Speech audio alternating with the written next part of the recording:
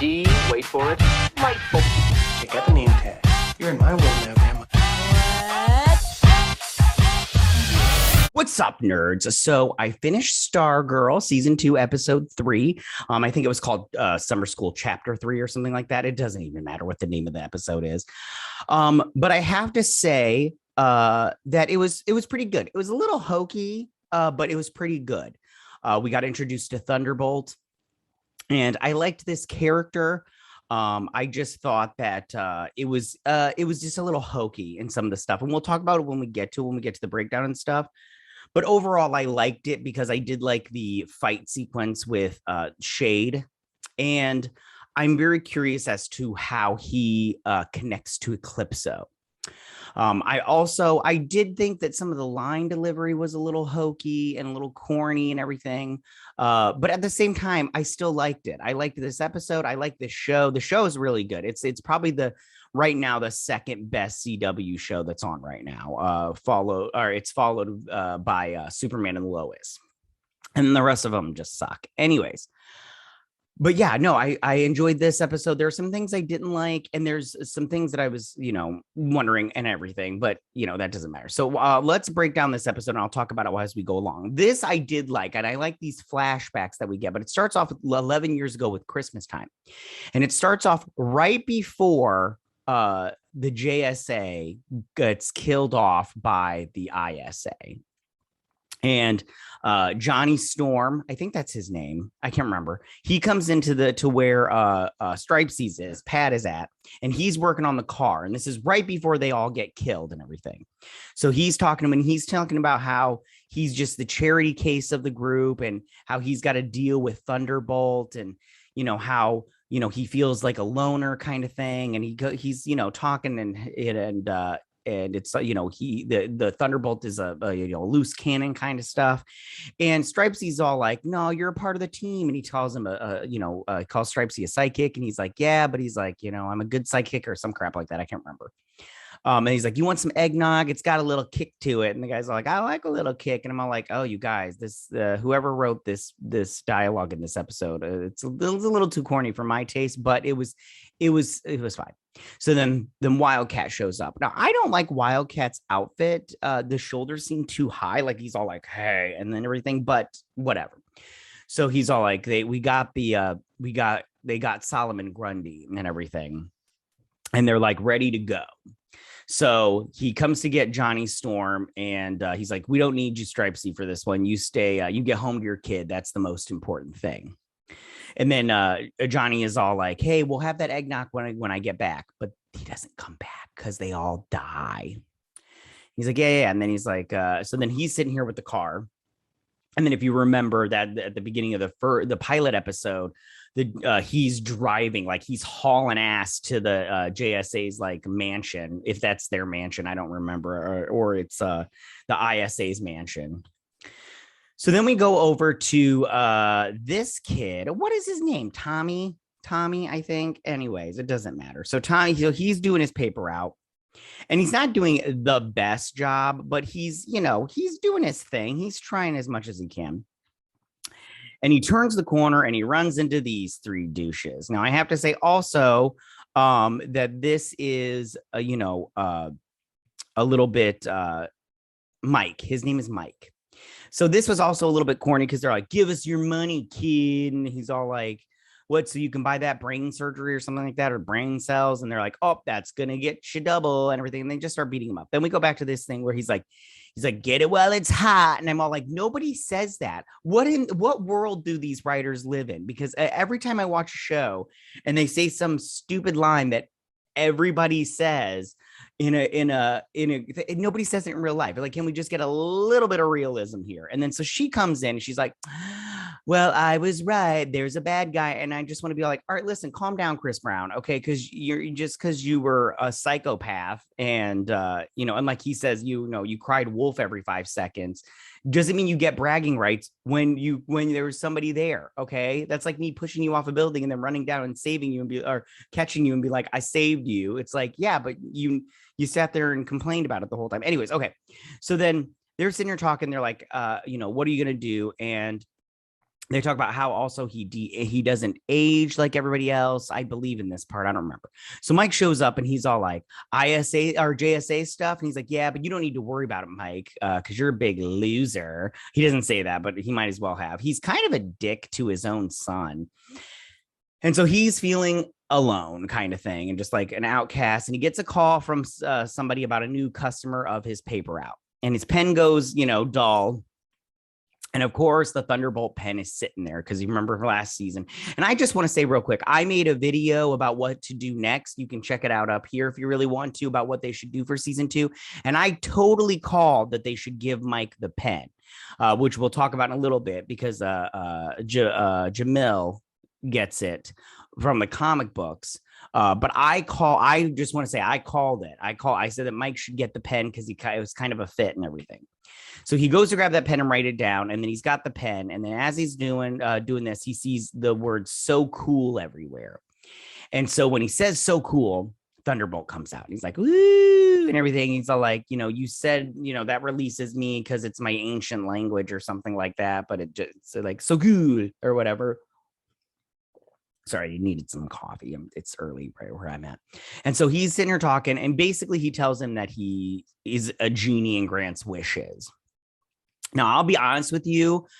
I'm not too familiar with this character of Thunderbolt and Johnny Storm. In fact, I don't know them. So what I do know, I Googled. I don't want to sit here and be disingenuous. Like some people, it's super annoying these days. Like you get these normies that just Google and they're experts and everything. I do know the JSA a little bit, but I don't know this character of Thunderbolt and Johnny Storm. His name is not. It can't be Johnny Storm. Anyways, so what he does, he's like, make a wish, and he's like, I wish, I'm really thirsty. I wish for some water. So then he just drops this big pile of water on him, and he's like, you gotta be specific with your wish. And you can't wish for the same thing twice, because later on he wishes to be taller, and he puts him on top of a bench. He's all like, you wish to be taller, you got to be specific. And he's all like, all right, fine. And he's like, but you can't make the same wish twice. And he's like, you don't want to do body dysmorphia ones because that can, make it can make it weird. It can get weird really quick, kind of thing.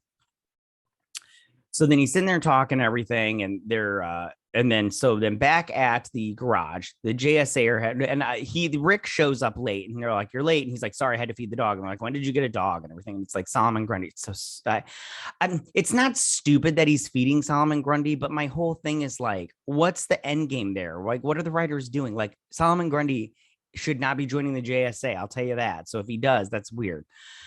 So they're sitting here and they're talking about the shade, and and they're talking about how they do it. And she's like, and then he talks about how the last time he saw the shade, he killed Dr. Mid-Nite.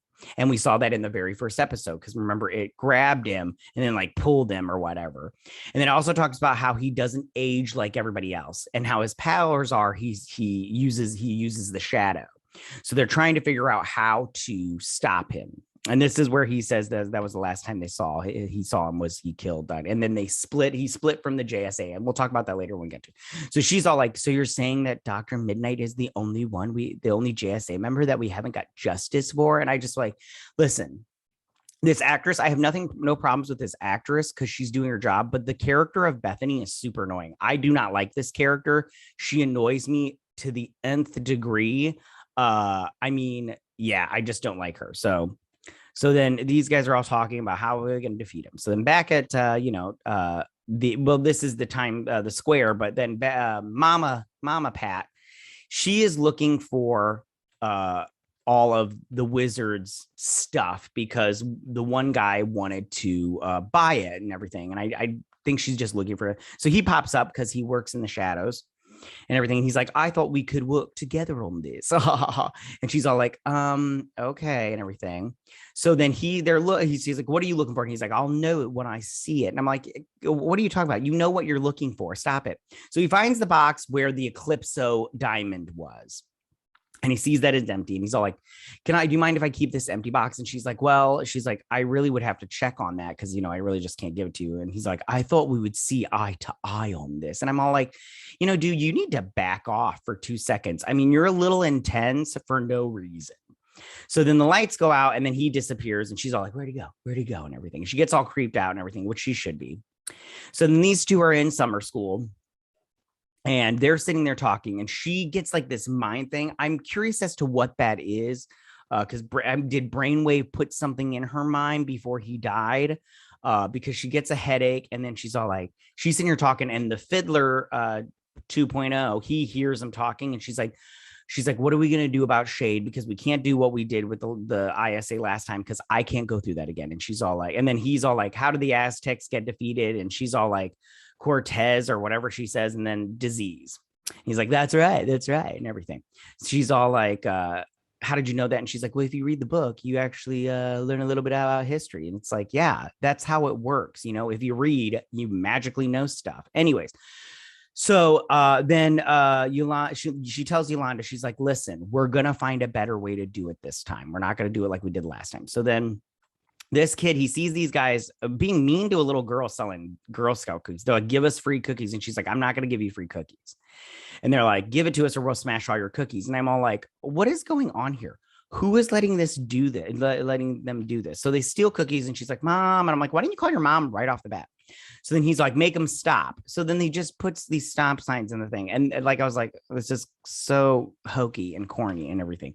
But then he's like, they just keep falling out of the sky. And then Courtney and Yolanda show up, and they see Thunderbolt, and yeah. So then they go back to there, and they're all like, you know, he's a part of the ISA now. We need Thunderbolt. And he's like, you don't understand. Thunderbolt is a loose cannon. You know, this isn't the best thing and everything. So then he's all like, give me the pen. And he keeps giving him the pen, but then it keeps disappearing and going back into Mike's hand. Yeah. So he's like, I want to talk to him. I want to talk to him right now, and I want to talk to him alone.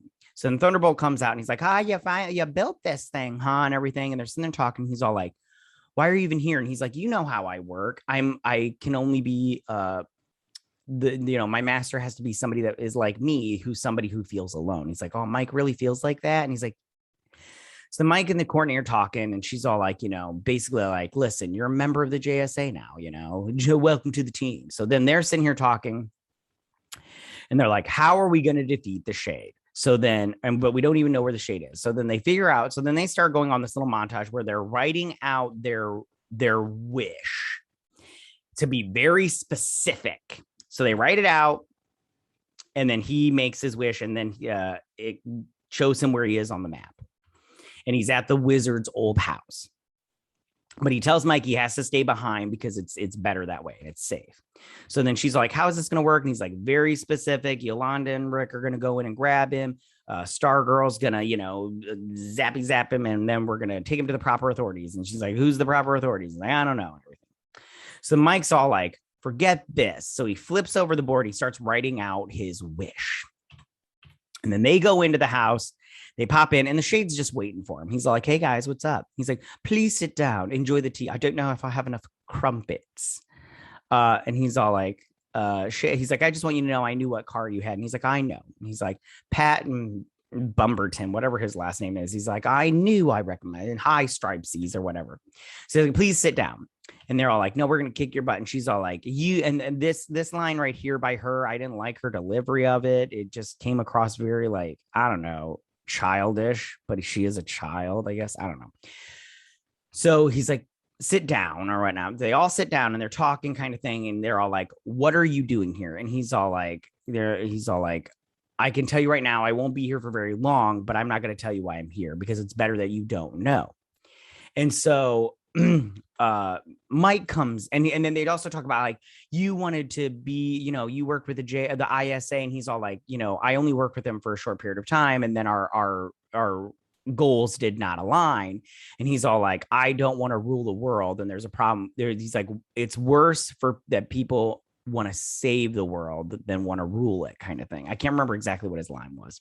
Then Mike pops in with his very specific wish of destroy the Shade or whatever he says. He's like, capture the Shade. So he pops out Thunderbolt. Thunderbolt gets taken down by his little arms of shadows and everything, which was kind of cool.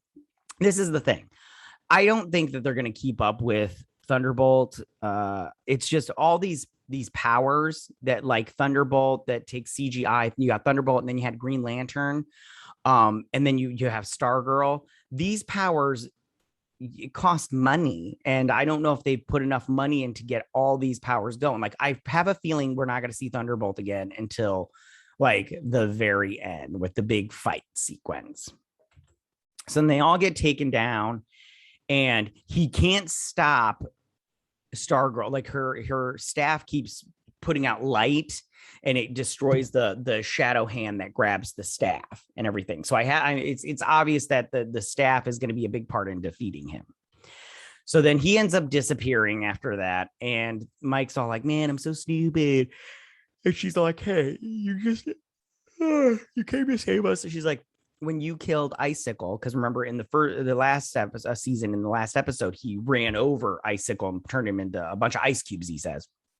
She's like, "How did that make you feel?" And he's like, "It was kind of an accident, but I was kind of flooring it. I didn't mean to shatter him. I just wanted to stop him," kind of thing. And he, and she's like, "Yeah." And so like they kind of have that connection. She's like, "We couldn't find him anywhere." So then he's all like, "What are you guys doing?" He's like, "I messed up," and everything. And Courtney comes to his aid, which I was very happy about, because a small piece of me was afraid that she'd be all like, "You screwed it up," kind of thing. And I feel bad for Mike, because out of everybody on the show, he's the one that's being left out the most, and he wants to contribute. And even the mom is contributing by trying to find these artifacts, or what the magic trick stuff that the wizard had, that the Shade wants. She's even getting to help out, and Mike's just told, "Hey, go do your paper out." And it's like, get out of here with that. He wants to help. You don't have to make him a member of the JSA, but you could let him help out a little bit. Let him do some groundwork. Is that so bad to include your child, Pat? You're a bad dad. You're being a bad dad. Or maybe you're not a bad dad all around, but this is not good. This is called neglect. Anyways. And he's all like, "Yeah, I messed up." But then he's like, "I wish this pen was in better hands." And it disappears because it's a wish. And so this is Jaquil. Yeah, we'll say Jaquil. I think that was his name. Again, I've not read these comic books. I don't know Thunderbolt. I know Thunder. I did Google it, but I did not, extensive research or anything like that. So he's sitting there playing his video game, and his sister comes in, and she's being a douche and everything. And she's all like, "Mom says to do the dishes," or whatever. And he's all like, "I'm in the middle of a game." And she's like, "Your only friends are Pac-Man and whatever," which this game is pretty old. That's an old game. Those are old graphics. I love that he has Pop-Tarts. Cherry. Those are delicious. I had some of those for breakfast. Anyways. And she's like, "You're such a loser." And she even did like, "You're such a loser. His dad, you want dad to come in here and call you what he's, say what everybody else is thinking. You're a loser." And I'm all like, nobody does this anymore. This is so 90s. Okay. Yeah. Like, why don't you rewind it, honeybee? And he's like, "You're right. Everybody's right. I am a loser." And I'm all like, "What?" Well, you're going to be, if you have that mindset. If you have that mindset that you're a loser, then you're just going to keep thinking that you're just going to be a loser for the rest of your life. You need to stop having that mindset. And nobody talks to themselves like that. Whenever I do something so dumb, I never go, "Oh, I'm so dumb." I never go like that. Like, I'll be like, I do talk to myself, like in the sense that I'm like, "Oh, Matthew, what are you doing?" kind of thing. But anyways, so then the pen just shows up, and it's like and everything. And I was like, "Oh, I hate that laugh." But it just shows up. So he's going to be the next Thunderbolt. Then back at the house, they're talking, and they're like worried and stuff like that. I can't remember exactly what they said. It doesn't even matter. So then Beth is upset because she can't get the AI on her goggles to work. She can't get Chuck back. And she's upset, and she's like, "Everything's getting messed up." And Rick's all like, "What's going on?" And she's like, "My parents are getting a divorce. I saw papers." And he's like, "Listen, maybe you should just talk to them about it." He's like, "I wish my parents were around so I could talk to them about anything," kind of thing. And she's like, "You're right," kind of thing. And he is right. If I was her age, if I was a teenager and I found divorce papers just laying around at my house, I'd be like, "Yo, Ma, Dad, what's going on here? What's this all about?" Okay. Tell Daddy. Okay. So then the goggles come back on, and she puts them on, and she's like, "Chuck, what?" She's like, "Chuck, I missed you." And he's like, "Listen, I don't know who you are, but listen, you're in danger. Eclipso is here." And so she tells him, and then it goes to the town square or whatnot. And the Shade is on top of this clock tower, and he's opening the box, and he's all like, he's going to kill those kids or those children. And he's talking about Eclipso. And I have to say that I like this episode. I thought it was really good. I think that I mean I thought it was good. I didn't think it was really good, but I thought it was good. And like I said, I like this Thunderbolt character. I like that they're and I like that I like that Mike got it because I'm just gonna brag a little bit. I kind of called it that they should give him the pen, and they did for a hot minute, and then they moved it over to Jamil. No, Jaquil. It's Jaquil. And so I just don't like the stop sign thing this episode was just really corny and hokey, but at the same time I liked it. I was like I liked it. Going forward I could totally, do another episode like this. But I feel like the character of Mike is a little hokey and a little corny just because like he always you know delivers lines and says weird lines, like stuff that people don't say in real life, but I think that that's what makes him fun, in the show. And overall, I think that this is definitely the second best CW show that's on TV right now. I think that, even though Jeff Johns is a douche, he's, doing good work on this show. And I mean, I don't know if he's writing any of the episodes or whatnot or what he's doing there, but like I said, this is definitely the second best CW show that's on right now. So that is my breakdown and my thoughts on this episode of Stargirl. Tell me, what do you guys think about this? What do you think Eclipso, if you read like Eclipso, I know if you read the comic books, he's hardcore. I don't know how they're going to defeat him in like the shade. I mean, it's obvious that Stargirl has she's gonna slam down her staff and just make a big ball of light, and the shade will get destroyed in that. But when it comes to Eclipso, I don't know how they're gonna, because he's taken on the Justice League, and these are little kids. I just don't know how this is gonna work with them. I mean, I feel a small piece of me feels like either A, they're gonna need to get help, or B, they're just gonna get like win over something stupid. Okay, so those are my thoughts about it. Tell me what you guys think about it. Who is your favorite JSA member? I think I like Stargirl the best. I think she's just, the best one and everything. Although the Green Lantern might give her a run for her money, because I liked seeing the Green Lantern on there. Tell me, what do you think the Shades goals are in this show? Do you think they'll be able to defeat Eclipso? How do you think they're going to be able to defeat Eclipso? Do you think the new ISA is going to get formed anytime real soon? Yeah, go ahead and leave all your comments in that section down below. If you like this video, go and hit that like button. I won't mind. If you're new to my channel, please hit that subscribe button. I'd greatly appreciate it. And I will see you guys next week on my Stargirl breakdown and review. You guys have a good day. Bye.